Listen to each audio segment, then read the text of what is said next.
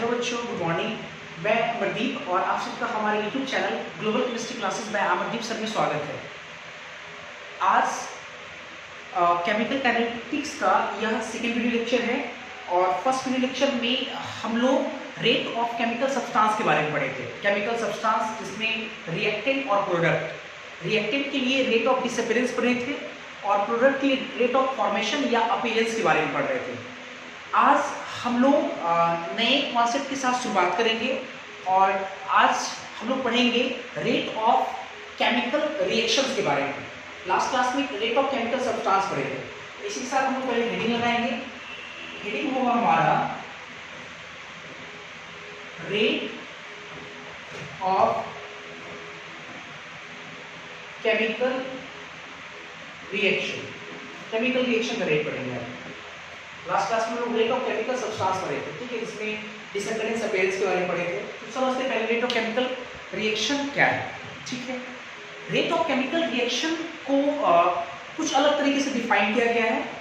जैसे हमने आपको देखो ऐसा समझो कि रिएक्शन में रिएक्टेंट और प्रोडक्ट होता है, ठीक है। रिएक्टेंट के लिए डिसअपीयरेंस लगाते हैं और प्रोडक्ट के लिए फॉर्मेशन लगाते हैं।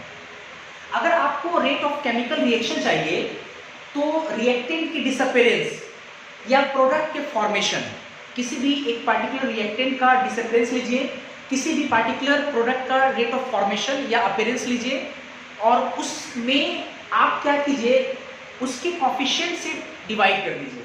उसके स्टोइकियोमेट्रिक कोफिशिएंट जो बैलेंस की रिएक्शन में जो लगता है सब्सटेंस के पहले, आप उससे क्या कीजिए, उसको डिवाइड कर दीजिए। अगर डिवाइड कर देते हैं तो ऐसा करने पर वो आपका रेट ऑफ केमिकल रिएक्शन बन जाएगा। रेट ऑफ केमिकल रिएक्शन क्यों, ये मैं समझाऊंगा आगे। पहले जितनी बातें मैंने आपको कहा उसको पहले लिखता हूँ, फिर मैं आपको एग्जांपल दे देता हूँ। हमने कहा कि rate of disappearance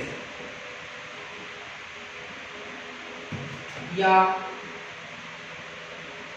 rate of formation, ऐसे लिखते रेट ऑफ डिसअपीयरेंस या formation of a particular reactant या प्रोडक्ट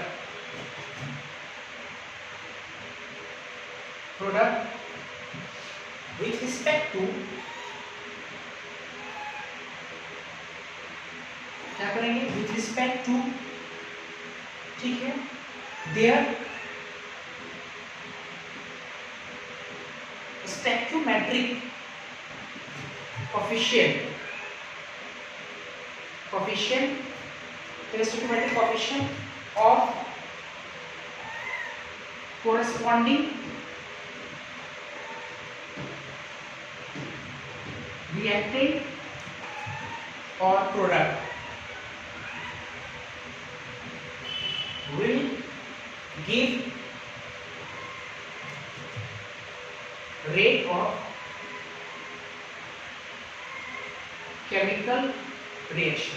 देखो हमने क्या कहा, हमने कहा कि रेट ऑफ डिसअपीयरेंस या रेट ऑफ फॉर्मेशन एक पार्टिकुलर रिएक्टेंट या प्रोडक्ट को लेकर के विथ रिस्पेक्ट टू, मतलब भागा देंगे किससे, उसके स्टोइकियोमेट्रिक कोफिशिएंट से, उसके कोरस्पॉन्डिंग, मतलब जो रिएक्टेंट आप ले रहे हैं जिस रिएक्टेंट का डिसअपीयरेंस उसके कोफिशिएंट से डिवाइड, या जो आप रेट ऑफ फॉर्मेशन ले रहे हैं प्रोडक्ट का उसके कोफिशिएंट से डिवाइड कीजिए, तो वो हमको क्या दे देगा, will give rate of chemical reaction. Rate of chemical reaction देगा।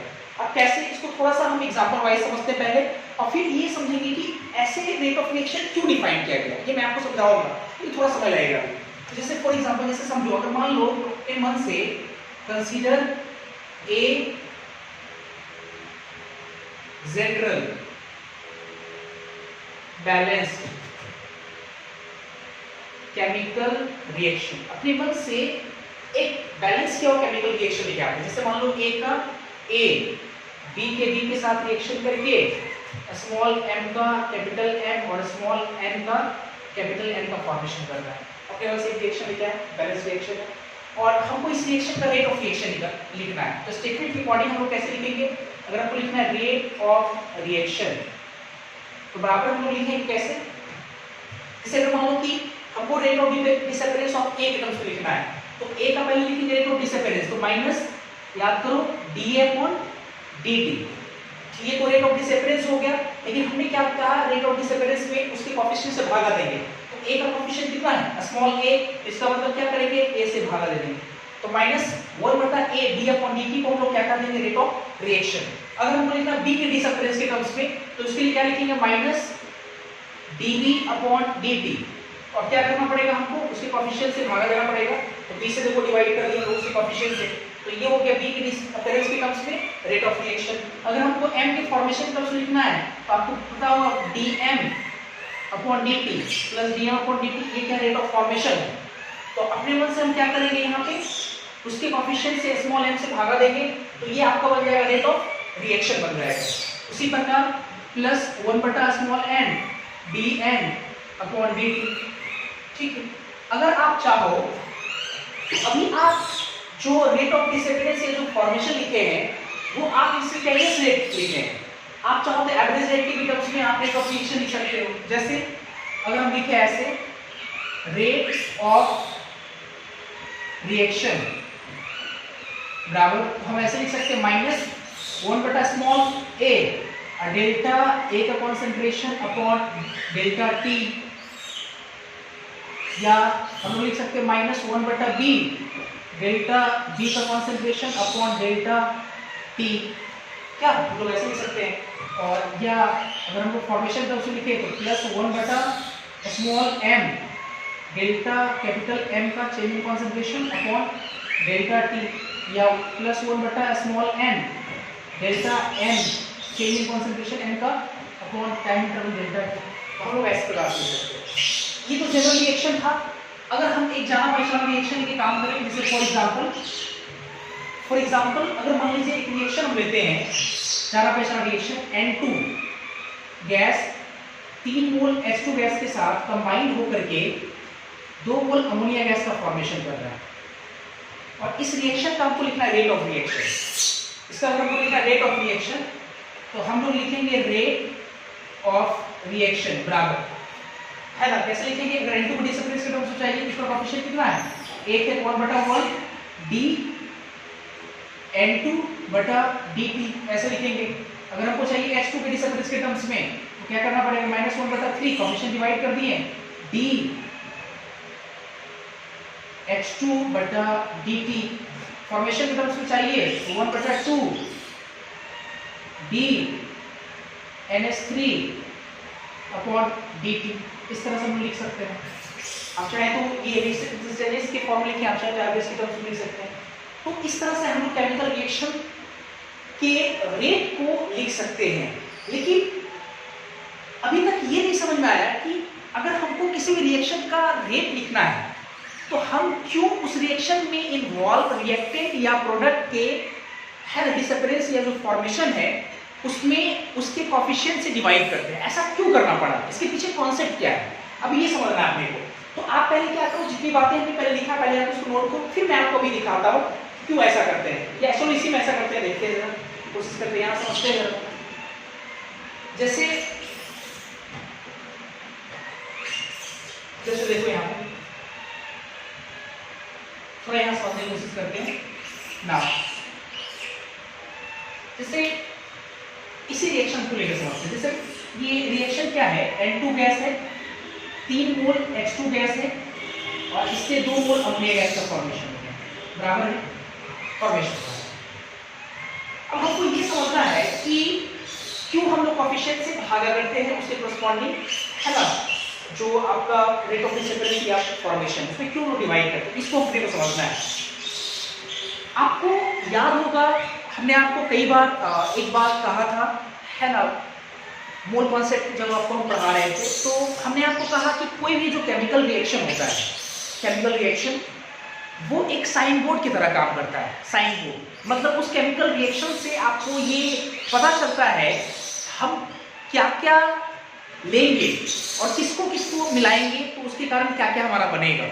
जैसे आप यहाँ पे ऐसे मान लो, जैसे ये आपका है ना ये रिएक्शन दिया हुआ है, ठीक है, इसमें लिखा हुआ N2 गैस प्लस 3 मोल H2 गैस और एरो का साइन देकर के 2 मोल अमोनिया गैस का फॉर्मेशन लिखा हुआ है, 2 मोल अमोनिया गैस का फॉर्मेशन लिखा हुआ है, ठीक है। तो अब देखो ये रिएक्शन बैलेंस रिएक्शन और ये साइन बोर्ड की तरह काम करता है। ये देखो बता क्या रहा है कि अगर आपको 2 मोल अमोनिया का फॉर्मेशन करना है तो उसके लिए 1 mole ammonia sorry 1 mole nitrogen N2 और 3 मोल H2 आपस में कंबाइन होकर के 2 मोल अमोनिया गैस का फॉर्मेशन करना है। मतलब ये कि 1 मोल नाइट्रोजन N2 और 3 मोल हाइड्रोजन आपस में कंबाइन होकर के 2 मोल अमोनिया गैस का फॉर्मेशन करेगा, है ना। ये मतलब समझ में आ रहा है, ठीक है। अच्छा एक चीज बताओ, अमोनिया बनना है तो सिर्फ N2 से तो नहीं बन सकता है, अमोनिया बनना है तो सिर्फ H2 से नहीं बन सकता है। मतलब ये कि अमोनिया बनने के लिए इन दोनों का मात्रा होना बहुत जरूरी है, और वो भी किसी भी रेशियो में नहीं, ये 1:3 होना बहुत जरूरी है। जैसे अगर मान लो कि ये अगर आप मान लो कि इसका एक मॉलिक्यूल ये इसका अगर मान लो कि आप एक ही मॉलिक्यूल लिए, रिएक्शन नहीं होगा क्योंकि साफ साफ दिखा रहा है इसके एक मॉलिक्यूल इसके 3 मॉलिक्यूल के साथ रिएक्ट करेगा, है ना। थोड़ा ऐसे समझते हैं कि जितने समय में बढ़िया से जितने समय में N2 का 1 मोल कंज्यूम होगा उतने ही समय में हाइड्रोजन का 3 मोल कंज्यूम हो जाएगा, तभी तो 2 मोल अमोनिया का फॉर्मेशन होगा। जितने समय में N2 का 1 मोल कंज्यूम होगा उतने ही समय में H2 का 3 मोल कंज्यूम हो जाएगा। मतलब आप ये कह सकते हो कि N2 का जैसे ही 1 मोल गया नहीं कि उतने ही समय में H2 का 3 मोल चला गया उधर 3 मोल। तो आप ऐसा नहीं कर सकते हो कि हाइड्रोजन के H2 का जो रेट है, कंज्यूम होने का जो रेट है, वो N2 के कंज्यूम होने का रेट का 3 गुना है। मतलब हम लोग ऐसे बोल सकते हैं, है ना, रेट थोड़ा शॉर्ट लिख रहे हैं यहाँ पे, रेट ऑफ N2, चलो H2 में लिखते हैं, रेट ऑफ H2 जो है वो 3 गुना है किसके, रेट ऑफ N2 के रेट की 3 गुना है, रेट ऑफ N2 3 गुना है ना, ऐसे रेट ऑफ N2, ठीक है। या हम लोग चाहें तो इस चीज को ऐसे लिख सकते हैं, ये रेट R हो गया, आप R लिखो, या चलो ठीक है, रेट R ब्रैकेट में H2, रेट ऑफ H2, इसको 3 को इधर ले आए, 3 अब बराबर कितना हो गया, कैपिटल R मतलब रेट, अब ब्रैकेट में लिखिए N2, रेट ऑफ N2 मतलब रेट ऑफ N2 जो है रेट ऑफ हाइड्रोजन का जो है ना, मतलब डिवाइडेड बाय 3 गुना है, ऐसे, ठीक। एट द सेम टाइम एक चीज और देखते हैं हम लोग।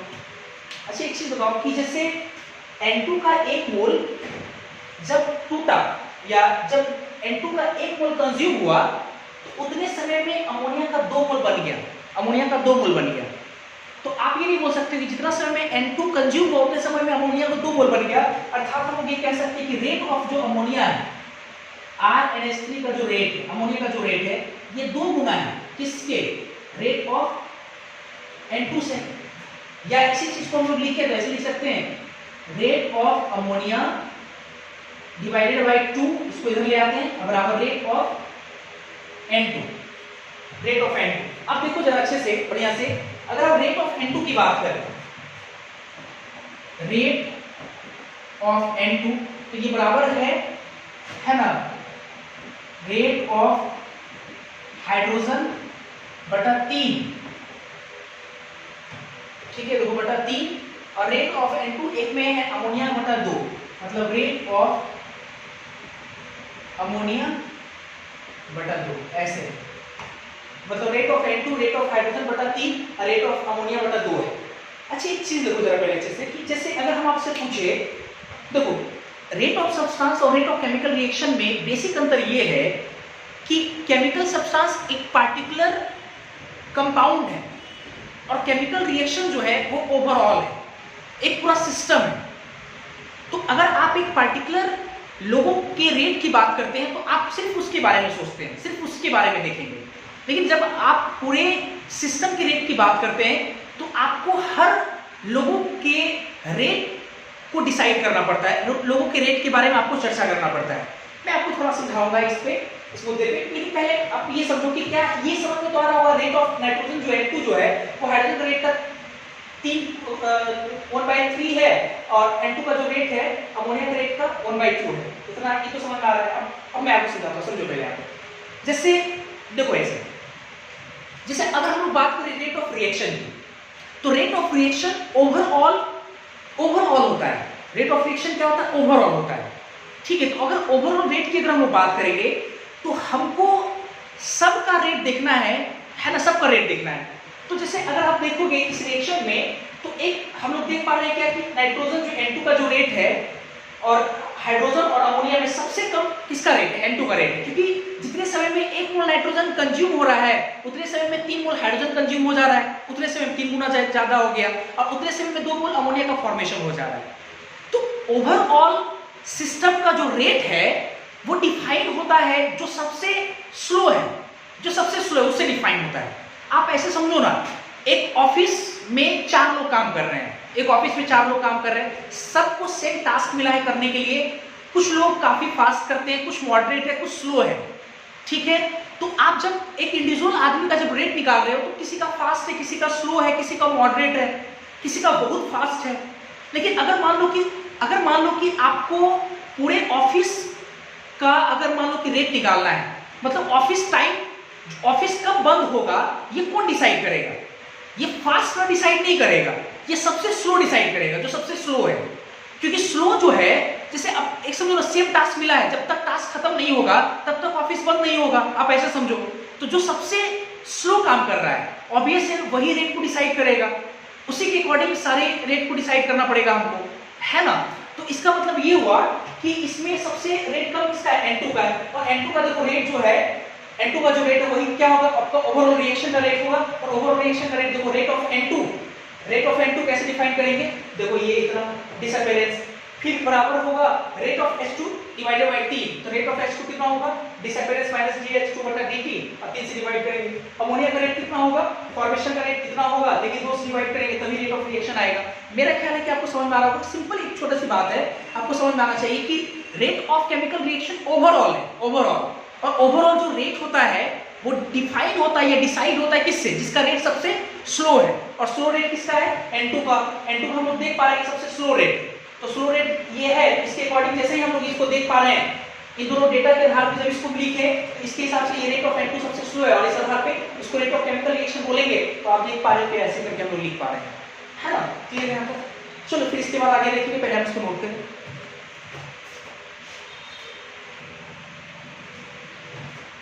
इसके बाद हम लोग अभी रेट ऑफ रिएक्शन पढ़ें। तो रेट ऑफ रिएक्शन पे हम एक क्वेश्चन फ्रेम किए, ठीक है। आपके एन अवस्थी का एक सवाल लिए हैं, इसमें क्वेश्चन है लिखा हुआ इन द केमिकल रिएक्शन, एक दिया हुआ A + 2B, एरो का sign 6C + 2D if the initial rate -d/dt, rate लिखा हुआ इनिशियल रेट -d/dt, ठीक है। एट t = 0 मतलब शुरुआत का रेट है, कितना है, इज 2.6 × 10⁻² मोलरिटी पर सेकेंड, -d/dt दिया हुआ है। अच्छा एक चीज मैं कहता हूँ कि -d/dt आप कह सकते हो यहाँ पे रेट ऑफ डिसअपियरेंस भी कह सकते हो, किसका, A का कह सकते हैं हम लोग, आपको याद होगा रेट ऑफ डिसअपियरेंस कह सकते हैं हम लोग -d/dt को, क्योंकि A रिएक्टेंट है और d/dt रिएक्टेंट के साथ -d/dt रेट ऑफ डिसअपियरेंस दिया हुआ है, A का दिया हुआ है। अच्छा, और आप चाहो तो आप रेट ऑफ रिएक्शन भी कह सकते हो इस चीज को, क्योंकि कोएफिशिएंट यहाँ पे 1 है। तो आपको याद होगा अगर इसकी डिसअपियरेंस में कोएफिशिएंट 1 से डिवाइड करेंगे तो 1 तो अंडरस्टूड होगा, तो यही चीज है ना, रेट ऑफ रिएक्शन भी मान सकते हैं, इसको दिया हुआ है। अच्छा अब फिर देखते हैं इसके बाद रेट ऑफ रिएक्शन दिया हुआ है, आपसे पूछ रहा है what will be the value of -dB/dt at t = 0। अब तो -dB/dt पूछ रहा है, B क्या है आपका, रिएक्टेंट है, तो B का डिसअपियरेंस आपसे पूछ रहा है, B का। तो A का डिसअपियरेंस, B का डिसअपियरेंस मतलब रिएक्टेंट का डिसअपियरेंस के बीच में रिलेशन, प्रोडक्ट के फॉर्मेशन के बीच का रिलेशन, ये कौन बताता है, ये कौन सा एक्सप्रेशन बताता है, रेट ऑफ केमिकल रिएक्शन। आपको याद होगा रेट ऑफ केमिकल रिएक्शन में हमने आपको सिखाया था कि रेट ऑफ केमिकल रिएक्शन आप रिएक्टेंट के डिसअपियरेंस में उसके कोएफिशिएंट से भागा दे दीजिए, वो भी आपका रेट ऑफ रिएक्शन कहलाएगा, या आप प्रोडक्ट के फॉर्मेशन में उसके कोएफिशिएंट से भागा दे दीजिए, वो भी आपका रेट ऑफ रिएक्शन कहलाएगा। तो कहीं ना कहीं रेट ऑफ रिएक्शन को अगर हम लिखेंगे तो रिएक्टेंट, सारे रिएक्टेंट के डिसअपियरेंस सारे प्रोडक्ट के फॉर्मेशन को वो आपस में क्या कर देता है, रिलेट कर देता है। और एक डिसअपियरेंस दे करके दूसरा डिसअपियरेंस पूछ रहा है, ऑब्वियसली हमारे लिए सवाल आसान है। चलो देखते हैं कैसे करना है। सबसे पहले इस तरह का सवाल है, सबसे पहले क्या कीजिए, रिएक्शन के अकॉर्डिंग इसका रेट ऑफ रिएक्शन लिखिए, इन 4 ऑप्शन में हमको निकालना है। तो देखते हैं पहले होगा कौन सा आंसर सॉल्यूशन। पहले क्या करेंगे, रिएक्शन के अकॉर्डिंग रेट ऑफ रिएक्शन लिखेंगे। ये सब लिखने का आदत डालेंगे हम लोग। कैसे लिखेंगे, minus D upon D T, coefficient एक है, अंडरस्टूड है, इसमें -1/2 dB अपॉन dt, ठीक है। फॉर्मेशन में +1/6 dC अपॉन dt, हालांकि इसका यूज नहीं होगा, लिखने से क्या जाता है कि नहीं, 1/2 dD अपॉन dt, ठीक है, ऐसे होगा। अब आओ जरा, तो अब देखो ये जब हम लिख लिए तो यहाँ देखो जरा अच्छे से, ये आपका दिया हुआ है, देखो इतना, और ये देखो आपसे निकालने के लिए बोला गया है ये चीज। तो हम इन दोनों को क्या करेंगे, इक्वेट करेंगे इन दोनों को। अब जैसे मान लो कि क्वेश्चन ये दे रहा था, ये पूछता है, इन दोनों को इक्वेट करते हैं, ये दिया रहता है, ये पूछ रहा है, इन दोनों को इक्वेट कर, इनको इसको इक्वेट करते हैं, है, इसलिए आप लिख लिया करो बाद में। तो ये देखो minus D A upon D T, अब बराबर कितना है, -1/2 dB अपॉन dt। चलो देखते हैं, माइनस डी अपॉन dt कितना दिया हुआ, 2.6 इंटू 10⁻², और ये -1/2 dB अपॉन dt। आपको माइनस के साथ देखो पूछा जा रहा है dB अपॉन dt, तो 2 इधर से मल्टीप्लाई कर देते हैं, तो -dB अपॉन dt बराबर 2 से मल्टीप्लाई हो जाएगा, तो कितना हो जाएगा, ये 2 से मल्टीप्लाई होने के बाद 2 इंटू 2.6 इंटू 10⁻² मोलरिटी पर सेकेंड, अर्थात मल्टीप्लाई करें 26 दूनी 52, 5.2 इंटू 10⁻² मोलरिटी पर सेकेंड। ये हो गया आपका आंसर। तो आपका आंसर कौन सा होगा, 5.2 सी इसका आंसर हो जाएगा। आपको जरूर समझ में आ रहा होगा, पहले इसको आप नोट करें, फिर आगे हम लोग देखते हैं।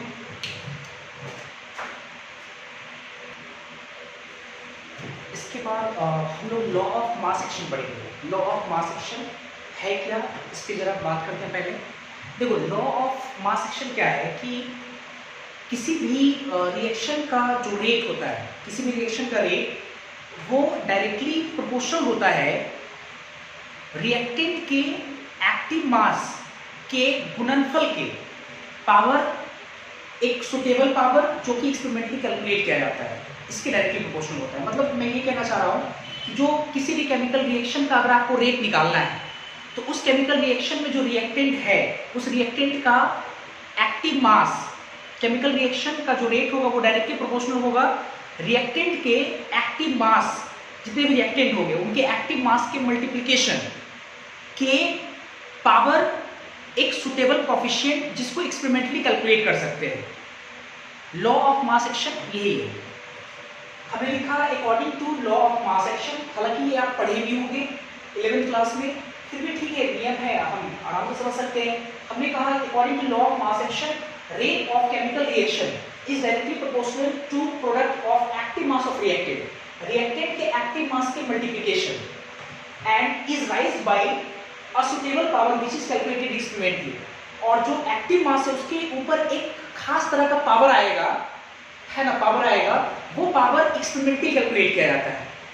इसी को हम लोग कहते हैं law of mass action.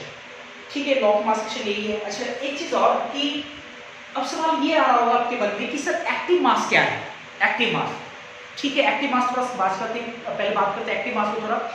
Active mass कुछ नहीं देखा जाए तो, एक्टिव मास कहना ही, जैसे एक्टिव मास का कोई फिजिकल सिग्निफिकेंस है ही नहीं। जैसे अगर आप कोई मास बोलते हो मोलर मास, चाहे आप बोलते हो ग्राम इक्विवेलेंट, या कोई दूसरा मास बोलते हो जैसे मोलर मास, है ना, और भी बहुत सारे तरह का होता है मास, जैसे एवरेज मास, तो ये इसका एक सिग्निफिकेंट निकलता है। एवरेज मास का एक सिग्निफिकेंट है, मोलर मास का एक अपना सिग्निफिकेंट है। मोलर मास का मतलब हुआ 1 मोल का मास, है ना, ऐसे करके उसका सिग्निफिकेंट है कुछ। लेकिन एक्टिव मास नथिंग, इसका कोई फिजिकल सिग्निफिकेंस भी नहीं होता है, कुछ भी नहीं है इसका कोई फिजिकल सिग्निफिकेंस, ऐसा मैंने आपको पढ़ाया है। अच्छा, तो एक्टिव मास को हम लोग इस्तेमाल कैसे करते हैं, यूज कैसे करते हैं? तो एक्टिव मास तो कुछ होता नहीं है, लेकिन एक्टिव मास को हम अलग अलग टर्म्स में या अलग अलग टर्म से रिप्लेस कर सकते हैं, जैसे कॉन्सेंट्रेशन या पार्टिसिपेशन से रिप्लेस कर सकते हैं। तो हमने यहाँ पे लिखा है कि active mass is nothing, it has no any physical significance, भौतिक तौर पे इसका कोई महत्व नहीं है। तो एक्टिव मास को, किसी भी सब्सटेंस के एक्टिव मास को हम लोग रिप्लेस कर सकते हैं, is replace by there molar concentration या पार्टिसिपेशन। ठीक, मोलर कॉन्सेंट्रेशन या पार्शियल प्रेशर से क्या कर सकते हैं, रिप्लेस कर सकते हैं। ठीक है, चलो अब लॉ ऑफ मास एक्शन के अकॉर्डिंग हम कुछ मैथमेटिकल बातें करते हैं पहले यहाँ पे। जैसे अगर मान लो, अगर हम अपने पास एक रिएक्शन लेके आते हैं, consider a balanced chemical reaction. एक बैलेंस केमिकल रिएक्शन लेके आते हैं, मान लो ए का ए है ना, बी के साथ रिएक्शन करके स्मॉल m का कैपिटल M और स्मॉल n का कैपिटल N का फॉर्मेशन कर रहा है। मान लो एक रिएक्शन ले रहा है, तो अब लॉ ऑफ मास एक्शन के अकॉर्डिंग हमको रेट लिखना है। According to law of mass action हमको लिखना है, तो क्या लिखेंगे, रेट डायरेक्टली प्रोपोर्शनल टू, ये स्टेटमेंट के अकॉर्डिंग हम लिख रहे हैं, रेट डायरेक्टली प्रोपोर्शनल टू क्या होगा, रिएक्टेंट के एक्टिव मास। तो रिएक्टेंट यहाँ पे कौन कौन है, कैपिटल ए और कैपिटल बी क्या है आपका रिएक्टेंट है, तो capital A reactant capital B reactant, उनके एक्टिव मास के गुणनफल। तो ए का एक्टिव मास, ए मान लो स्मॉल ए जो यहाँ पे हम लिख रहे हैं ये एक्टिव मास है, स्मॉल ए ये एक्टिव मास ए का, तो हम नीचे कैपिटल ए लिख देते हैं, active mass of capital A multiplication product active mass of capital B. ठीक है, और इसके ऊपर पावर एक खास तरह होना चाहिए, तो खास पावर के रूप में मान लेते हैं x मान लेते हैं, और इसके ऊपर कोई पावर मान लेते हैं y। कुछ बच्चे 11th क्लास में अगर लॉ ऑफ मास एक्शन पढ़े होंगे तो वहां पे, हालांकि यहाँ बच्चे क्वेश्चन आना चाहिए था कि सर यहाँ पर भी तो पावर कोफिशिएंट हम लोग करते थे, पावर कोफिशिएंट हम लोग लेते थे, जो कोफिशिएंट रहता था उसी को यहाँ पे पावर के रूप में चढ़ाते थे। तो आज ऐसी क्या बात है जो हम लोग लॉ ऑफ मास एक्शन को हम लोग दूसरी तरीके से डिफाइन कर रहे हैं, हम बोल रहे हैं एक्टिव मास की पावर एक खास तरह का पावर आएगा, एक्टिव मास के ऊपर x और y लिख रहे हैं। तो ये बातें धीरे धीरे करके आपको समझ में आने लगेगा, 1 से 2 क्लास में, मेरे को लगता है अगले क्लास तक आपको समझ में आ जाएगा, थोड़ा वेट करें इसके लिए आप। ठीक है, active mass of A active mass of B की मल्टीप्लिकेशन और उसके ऊपर पावर है ना x और y मान लिया। ठीक है, चूंकि एक्टिव मास कुछ होता नहीं है तो या ऐसे रुक जाओ पहले, ये रेट डायरेक्टली प्रोपोर्शनल को टाइम एक कांस्टेंट आएगा, इसको लिखते हैं k, active mass of A की power x into active mass of B के पावर y। ठीक है, ये हो गया। और इसी को हम चाहें तो रिप्लेस करके हम ऐसे भी लिख सकते हैं, रेट बराबर k, क्योंकि एक्टिव मास तो कुछ होता नहीं है तो A को हम लोग कंसंट्रेशन के टर्म्स में लेके चले जाते हैं, तो A का कंसंट्रेशन के पावर x और B की कंसंट्रेशन के पावर y। हालांकि दोनों एक ही चीज है, ये एक्टिव मास के टर्म्स में लिखिए, ये एक्टिव मास को हटाकर हम क्या करते हैं, उसको कंसंट्रेशन से रिप्लेस करते हैं, तो ये आपका रेट निकला इतना आपका। ठीक है, क्लियर। यहाँ जो k आया इसके को हम लोग बोलते हैं रेट कांस्टेंट। आपको याद होगा हम लोग जब 11th क्लास पढ़ते थे तो वहां भी k को रेट कांस्टेंट कहते थे, लेकिन वहां पर रेट कांस्टेंट फॉरवर्ड डायरेक्शन के लिए होता था kf, बैकवर्ड डायरेक्शन के लिए होता था kb। तो ये सब ठीक वहां पे आप पढ़े होंगे थोड़ा बहुत। यहाँ पे थोड़ा आपको अलग इसलिए लग रहा होगा क्योंकि वहां पे हम लोग पढ़े थे पावर कोफिशिएंट, यहाँ पे पावर कोफिशिएंट में आपका एक प्रैक्टिकल वैल्यू वहां पे रखा जाता है, तो ये आपको समझ में आएगा थोड़ा देर। ठीक है, k को हम लोग बोलेंगे क्या, रेट कांस्टेंट, या आप बोल सकते हो रेट एक प्रकार का वेलोसिटी है तो इसको हम वेलोसिटी कांस्टेंट भी कह सकते हैं, रेट कांस्टेंट या वेलोसिटी कांस्टेंट, या स्पेसिफिक रेट या reaction rate.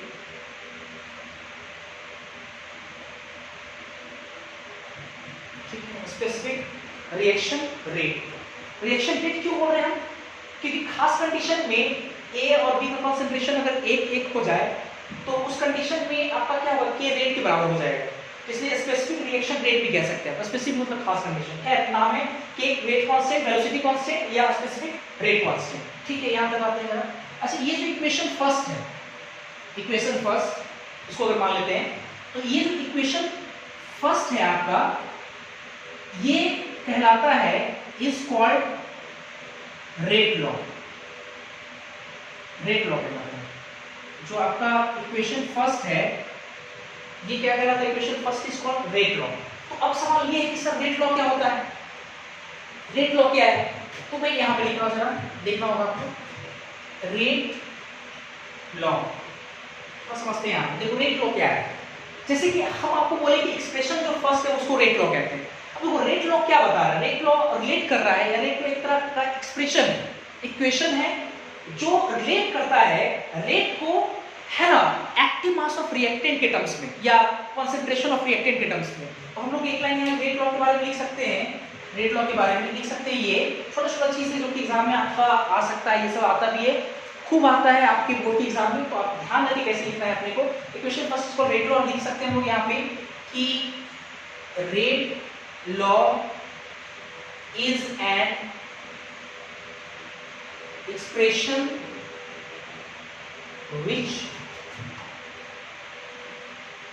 which is relates, क्या करता है?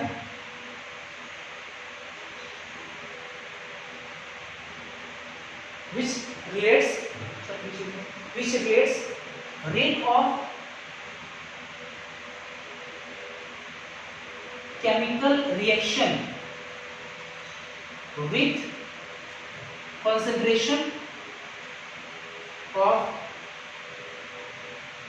रिएक्टेंट की कॉन्सेंट्रेशन और केमिकल रिएक्शन के रेट को ये जो रेट लॉ है वो, है ना, एक्सप्रेस करता है। क्लियर है? ये आपका हो गया रेट लॉ। ठीक है, और भी कुछ चीजें हैं, पहले आप इसको नोट करें, फिर आगे हम बात करते हैं। ठीक है,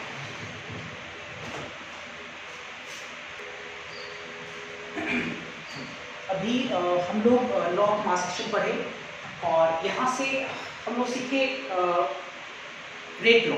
रेट लॉ क्या है? तो रेट लॉ एक ऐसा एक्सप्रेशन था जो रेट ऑफ केमिकल रिएक्शन को सीधा सीधा रिलेट करता था किससे? कंसंट्रेशन ऑफ रिएक्टेंट से। जैसे कि अभी यहाँ पे फ्रॉम रेट लॉ ये, ठीक है। अब थोड़ा यहाँ समझना ये है कि जो आपका x और y है, जैसा कि मैंने पहले ही लिख चुका हूँ इसमें लॉ ऑफ मास एक्शन में कि x और y क्या है? एक्सपेरिमेंटली डिटरमाइन किया जाता है। तो मैंने यहाँ लिखा x and y are determined experimentally. हाँ, ये हो सकता है कि x जो है वो कोफिशिएंट x किसके ऊपर पावर था? a का, और a का कोफिशिएंट स्मॉल a है। तो ऐसा हो सकता है कि x जो है वो a के बराबर हो जाए, ये इत्तेफाक होगा, है ना, या नहीं भी हो सकता है, may not be equal to a। हाँ, y जो है वो b का कोफिशिएंट b का पावर था y, तो b का कोफिशिएंट स्मॉल b है, तो y जो है वो b के बराबर हो सकता है, लेकिन वो इत्तेफाक होगा, ऐसा नहीं कि उसके बराबर हो गया। और नहीं भी हो सकता है, may not be equal to b, क्योंकि आप एक्सपेरिमेंटली कैलकुलेट कर रहे हो, उससे a x और y का सीधा सा रिलेशन a और b से कुछ भी नहीं, ठीक है। अच्छा, इसके बाद आते हैं जरा, अभी जो हम लोग पढ़े थे k के बारे में, k को हम लोग कहते थे रेट कांस्टेंट या वेलोसिटी कांस्टेंट या स्पेसिफिक रिएक्शन रेट। तो उसके बारे में हम लोग पढ़ेंगे, उसके सिग्निफिकेंस के बारे में जानेंगे कि उसका k का महत्व क्या है। अब देखो k का महत्व क्या है, अगर किसी रिएक्शन का, बढ़िया से, अगर किसी रिएक्शन का k वैल्यू बहुत ज्यादा है, k वैल्यू अगर बहुत ज्यादा है तो वो रिएक्शन काफी फास्ट होगा। कैसे? अब वो रेट बराबर k कंसंट्रेशन है, तो आपको नहीं लगता कि rate directly proportional to k है? जितना ज्यादा k का वैल्यू होगा उतना ज्यादा उसका रेट होगा, है, जितना ज्यादा k का वैल्यू उतना ज्यादा क्या होगा? रेट होगा। तो k का हायर वैल्यू जो होगा वो फास्ट रिएक्शन को रिप्रेजेंट करेगा, और k का छोटा वैल्यू स्लो रिएक्शन को रिप्रेजेंट करेगा। तो मैंने लिखा सिग्निफिकेंस ऑफ k में पहला significance, large value of k indicates fast reaction and low value of k indicates slow reaction. अच्छा, दूसरा देखते हैं जरा, k का जो वैल्यू है वो रिएक्टेंट के कंसंट्रेशन या पार्शियल प्रेशर पर डिपेंड नहीं करता है। जैसे हम लोग पढ़ते हैं फोर्स बराबर मास इनटू एक्सीलरेशन, तो जिस प्रकार एक्सीलरेशन के बढ़ने या घटने से मास पर कोई इंपैक्ट नहीं पड़ता है, मास पर कोई असर नहीं पड़ता है, तो उसी तरह का ये कांस्टेंट आपका k है। आप कंसंट्रेशन बदल दीजिए, चाहे पार्शियल प्रेशर बदल दीजिए a और b का, k आपका नहीं बदलने वाला है। तो हमने यहाँ लिखा value of k does not depends upon concentration या partial pressure of reactant. Clear है? अच्छा, फिर उसके बाद आते हैं k के बारे में। तो कई बार k जो है आपका, एक k हम लोग पढ़ चुके हैं k इक्विलिब्रियम के फॉर्म में 11th क्लास में, जिसको हम लोग बोलते थे इक्विलिब्रियम कांस्टेंट। और यहाँ पे k इक्विलिब्रियम कांस्टेंट नहीं, यहाँ पर रेट कांस्टेंट है।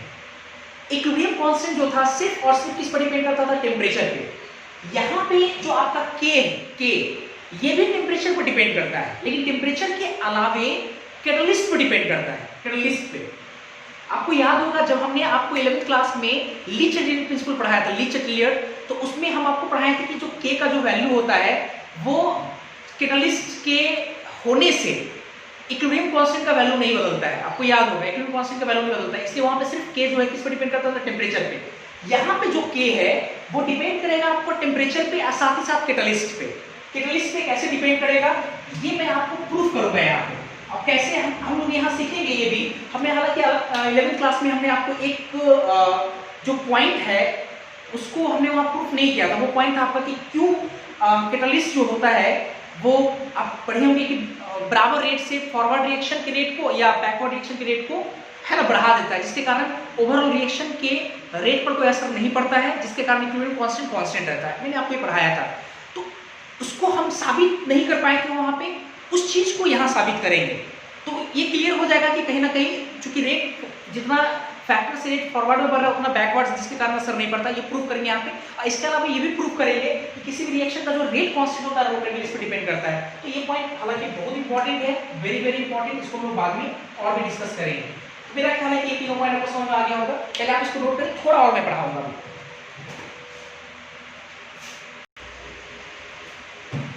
इसके बाद हम लोग छोटा छोटा टर्म्स है, काफी आसान है ना, जानेंगे। एक होता है सिंपल रिएक्शन, सिंपल या जिसको कहते हैं हम लोग एलिमेंट्री, सिंपल या एलिमेंट्री रिएक्शन। और एक रिएक्शन होता है आपका कॉम्प्लेक्स या कॉम्प्लिकेटेड रिएक्शन। ये छोटा टर्म है लेकिन ये कई बार आएगा तो आपको समझ में आना चाहिए सिंपल और कॉम्प्लेक्स में क्या अंतर है। सिंपल नाम से देखो इसका डेफिनेशन क्लियर होना चाहिए। नाम सिंपल है या एलिमेंट्री है, तो सिंपल या एलिमेंट्री वैसे रिएक्शन को कहेंगे जो सिर्फ एक स्टेप में प्रोसीड करे। कोई रिएक्शन अगर एक स्टेप में प्रोसीड कर जाए तो आप वैसे रिएक्शन को सिंपल या एलिमेंट्री रिएक्शन कहेंगे।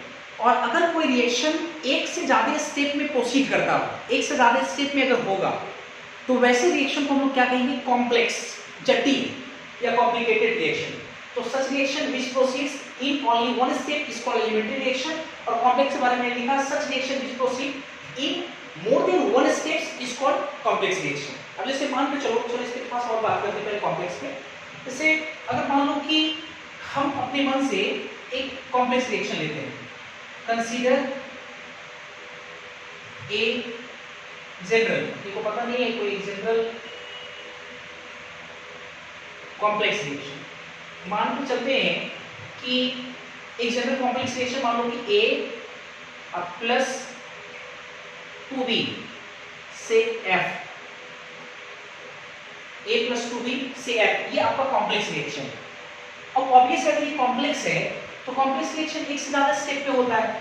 तो हाइपोथेटिकली हम लोग मान के चलते हैं, मान लो स्टेप फर्स्ट में अपने मन से कि a जो है ये टूट करके d बना रहा है या d प्लस e बना रहा है, d प्लस e बना रहा है। स्टेप 2 में क्या हो रहा है, स्टेप 2 में कि d जो है b के साथ कंबाइन होकर के, d जो है ये b के साथ कंबाइन होकर के z का फॉर्मेशन कर रहा है। ठीक है, z का फॉर्मेशन कर रहा है मान लेते हैं। और स्टेप 3 में मान लो, स्टेप 3 में क्या हो रहा है कि e प्लस b और z, e ठीक है, या फिर ऐसे मान लो यहाँ पे d प्लस 2b मान लें, तो यहाँ पे आपका e और z आपस में कंबाइन होकर के f का फॉर्मेशन कर रहा है। स्टेप फर्स्ट में क्या हुआ, a टूट करके d प्लस e बनाया, मान लीजिए वैसे हम हाइपोथेटिकल ले रहे हैं। फिर उसके बाद स्टेप 2 में क्या हो रहा है, स्टेप 2 में d और 2b के साथ कंबाइन होकर के z बन रहा है, जो d मिला वो 2b के साथ कंबाइन होकर z बना रहा है। और स्टेप 3 में क्या हो रहा है, e और z आपस में कंबाइन होकर के f बना रहा है। जैसे ही हम तीनों स्टेप को जोड़ते हैं, ऑब्वियसली तीनों स्टेप को जोड़ने के बाद हमारे पास जो आना चाहिए ओवरऑल रिएक्शन, क्या आना चाहिए अपने पास, ओवरऑल रिएक्शन। और ओवरऑल रिएक्शन कैसा होगा, हमारा कॉम्प्लेक्स रिएक्शन होगा, कॉम्प्लेक्स रिएक्शन ओवरऑल। तो क्या मिलेगा अपने को, तीनों स्टेप को जोड़ेंगे, आपको दिखना चाहिए ये d से d कैंसिल होगा यहाँ पे, है ना। उसके बाद g से g कैंसिल होगा, e से देखो e कैंसिल होगा। तो हमारे पास आएगा क्या, कॉम्प्लेक्स रिएक्शन आएगा हमारे पास a plus 2b, a plus 2b और f। देखो ये हमारा आ गया कॉम्प्लेक्स रिएक्शन, ये कॉम्प्लेक्स रिएक्शन। इस कॉम्प्लेक्स रिएक्शन में a और b क्या है आपका, a कॉमा b, ये a और b क्या है आपका रिएक्टेंट। जो लेफ्ट साइड लिखा था उसको कॉम्प्लेक्स रिएक्शन के लिए क्या है रिएक्टेंट से। अच्छा जो राइट साइड f वो क्या आपका है, f क्या है आपका प्रोडक्ट, a और b रिएक्टेंट है, f क्या आपका प्रोडक्ट है। अच्छा ये कॉम्प्लेक्स रिएक्शन जो मिला है आपको है ना, ये तो ओवरऑल रिएक्शन है, लेकिन इस ओवरऑल रिएक्शन के होने में आप देख सकते हो कि D और E और F सॉरी D, E और G जैसे कंपाउंड भी मैकेनिज्म में इन्वॉल्व है, स्टेप में इन्वॉल्व है, लेकिन ओवरऑल में इन्वॉल्व नहीं है। ओवरऑल आपका A + 2B से F बन रहा है, ओवरऑल में इन्वॉल्व नहीं है, लेकिन रिएक्शन के स्टेप्स में इन्वॉल्व है। जो रिएक्शन 3 स्टेप पे करो उस स्टेप में इन्वॉल्व है, लेकिन ओवरऑल स्टेप में इन्वॉल्व नहीं है। तो D अगर हम बात करें चलो ठीक है, D, E और G, तो D, E और G ये क्या हो सकता है, ये हो सकता है आपका कैटलिस्ट, क्योंकि आप पढ़े होंगे कैटलिस्ट के बारे में, जो रिएक्शन को या रेट को बढ़ा देता है या घटा देता है, लेकिन खुद रिएक्शन में पार्टिसिपेट नहीं करता। आपको याद होगा जैसे आप कैटलिस्ट लिए बाद में ओवरऑल रिएक्शन के बाद वो निकल जाता है ना, तो ऑब्वियसली ये कैटलिस्ट हो सकता है, या एक वर्ड होता है intermediates.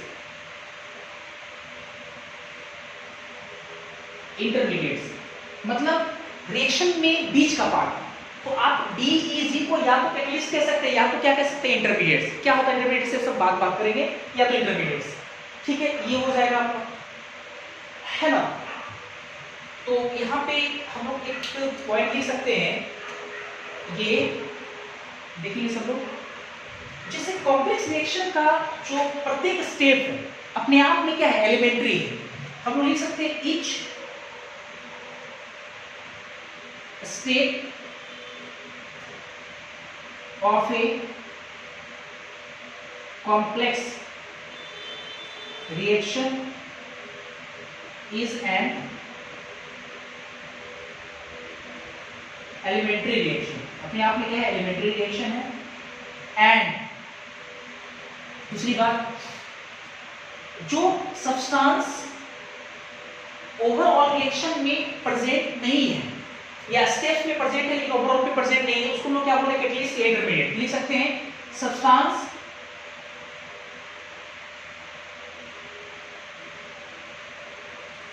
which are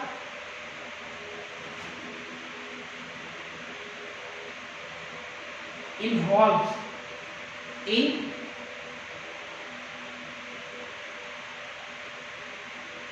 steps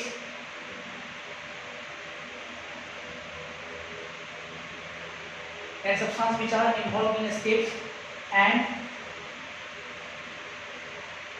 but लेकिन they are not present in overall reaction। overall reaction are either क्या हो सकता है, are either catalyst या इंटरमीडिएट। या तो कैटलिस्ट हो सकता है या इंटरमीडिएट हो सकता है। और लिखा प्रत्येक स्टेप कॉम्प्लेक्स रिएक्शन का एलिमेंट्री रिएक्शन होगा and substance which are involve in steps, जो कि स्टेप्स में इन्वॉल्व है but they are not present in the overall reaction are either catalyst या इंटरमीडिएट्स। ठीक है, तो आज के लिए इतना ही लेते हैं। आई होप कि आपको सब कुछ समझ में आया होगा। शुरुआत में मैंने आपको पहले ही बोल रहा हूँ कि 2-3 क्लास हमेशा आपका बेसिक रहेगा, आपको सिर्फ सीखना है शुरुआत में। तो अगले क्लास में फिर हम लोग देखते हैं। Thank you.